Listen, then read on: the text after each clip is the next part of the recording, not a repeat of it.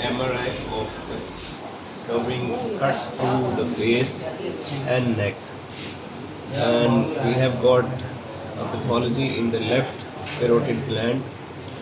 Now we'll dissect down deep into the information we are getting from the MRI. So we've got different patterns of MRI on this MRI cuts. You see this is the T1 without contrast, the fat elevation. This is the T1 with contrast. This is T2, and this is T2 with fat suppression. So coming from this, we can appreciate this is the subcutaneous fat, which is highlighted in white colors, and here this is the pathology is coming into the view, starting from this section. So a little bit of going deep to the mandible.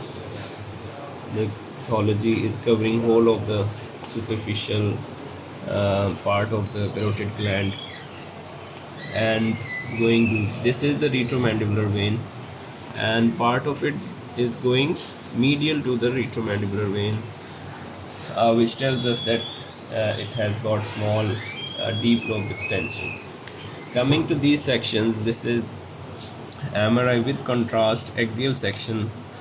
So the parotid nodule, the parotid swelling is taking a lot of contrast. Also the deep part, this retromandibular vein is just touching the parotid. So this feature is very significant. Reason being because benign tumors, they don't blush with contrast.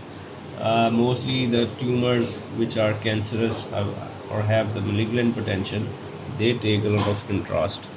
So surgically this becomes very significant, keeping in view that we have got Milan 4 on FNAC already, and patient is young.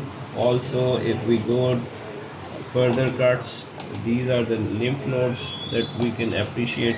These are also taking contrast here. So definitely what you call it, wide local resection, meaning that we should take the whole tumor out with the healthy margins or negative margins along with the neck dissection.